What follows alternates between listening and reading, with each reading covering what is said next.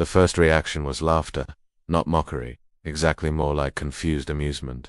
The Galactic Coalition's war chamber was massive, designed to manage fleets, not individuals. Holographic projections filled the air, displaying the opposing forces in stark contrast.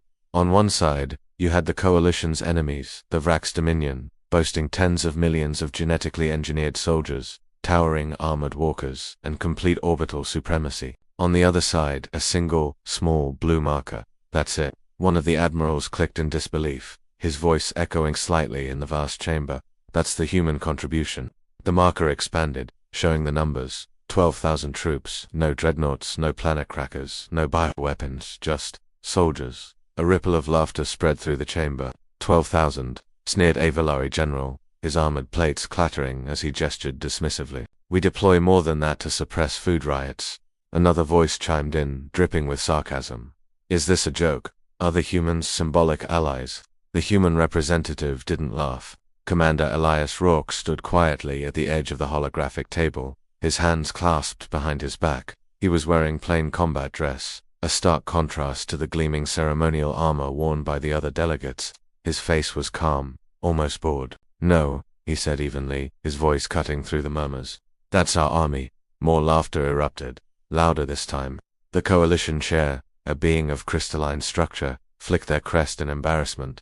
Commander Rourke, perhaps you'd like to explain how such a modest force intends to survive against the Vrax? Rourke nodded once, his gaze fixed on the enemy projections. Sure, when do they land? The chamber fell silent. The air grew thick with a mix of confusion and apprehension. The joke, it seemed, wasn't funny anymore. The Vrax invasion began exactly as predicted. Their dropships blackened the skies of Karos 9, a barren mining world chosen for its open terrain and strategic value.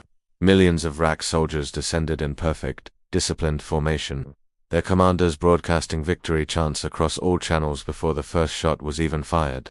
Their confidence was absolute. Orbital sensors detected the human force deploying, but it made no sense. There were no mass formations, no towering war machines digging in for a last stand. Just scattered drop small squads, landing far apart, seemingly at random across the vast plains. The Vrax laughed openly on the shared channels. Is this prey hiding? One Vrax warlord mocked, his voice a guttural growl. Did the humans forget how war works? Then the first Vrax battalion vanished. Just like that. There was no explosion, no warning, no desperate last stand. One moment, they were advancing confidently across the plains, the next, their life signs winked out on the tactical map, one by one, in under 30 seconds. An entire battalion, gone. Confusion spread through the Vrax command network. Then fear began to creep in. Humans didn't fight like the galaxy expected them to. They didn't advance in neat lines or clash in glorious charges. They hunted. Human squads moved without lights, without signals. Using terrain features the Vrax had dismissed as tactically irrelevant. They were ghosts in the dust storms, phantoms in the canyons. They jammed Vrax sensors, creating pockets of blindness. They collapsed supply lines, turning the Vrax's logistical strength into a crippling weakness. They poisoned command networks with false data, turning Vrax officers against each other. Every single human soldier carried more combat experience than most species' entire regiments. They were born on deathworlds, where survival was a daily struggle. They trained for chaos, thrived in it. They didn't just follow plans. They adapted, improvised, and overcame. When a Vrax armored column advanced, humans didn't try to meet it head-on with inferior firepower. They dismantled it piece by piece. A power core would be expertly stolen from a parked walker. A high-ranking commander would be eliminated by a single, perfectly placed shot from a mile away. Vehicles would be subtly sabotaged, turned into deadly traps for the next wave of Vrax soldiers who tried to use them. The Vrax had numbers, but the humans had initiative. By the third day, the Vrax stopped laughing. Their victory chants fell silent. By the fifth day, they stopped broadcasting altogether. Their communication channels were filled with nothing but static and panicked, disjointed screams.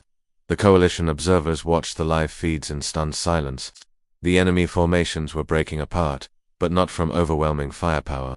They were collapsing from exhaustion, paranoia, and sheer unrelenting terror. Vrax soldiers, bred for discipline, began firing at shadows, at rocks, at each other. Human snipers never fired twice from the same position, making counter-sniping impossible. Human engineers turned abandoned mining equipment into improvised, brutally effective weapons. Human medics, under fire, didn't just stabilize their wounded. They patched them up and dragged them back into the fight. And the most terrifying part, human morale never broke.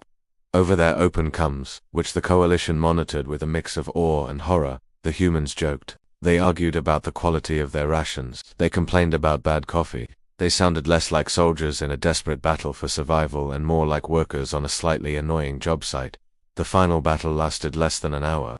What remained of the Vrak's high command, a few thousand terrified survivors, attempted a full retreat. The human forces let them run straight into the pre-planned, overlapping kill zones they had mapped out and prepared on day one. When the dust finally settled, millions of Vrak soldiers were gone. The mighty invasion force had been annihilated. Human casualties numbered in the low hundreds. The coalition chamber was silent once again, but this time it was a silence of profound shock. They demanded an explanation. How? The chair asked quietly, watching the battlefield replay on the holodisplay. How did 12,000 defeat an army 1,000 times larger? Commander Rourke, who had been watching from the side, removed his helmet. His face was streaked with grime, but his eyes were clear. Because you counted soldiers, he said, his voice quiet but firm. We counted humans. He turned to leave the chamber, the other delegates parting before him like a wave. He paused at the doorway, looking back over his shoulder. Oh, and, next time, he added, a ghost of a smile on his face, send fewer enemies. Our people were getting bored. From that day on, no one in the Galactic Coalition ever laughed at a small human army again. Because the galaxy finally understood the truth. It's not the size of the force that matters. It's whether it has humans in it. Thanks for watching. If you enjoyed this story, make sure to hit that like button and subscribe for more tales from across the galaxy. See you in the next one.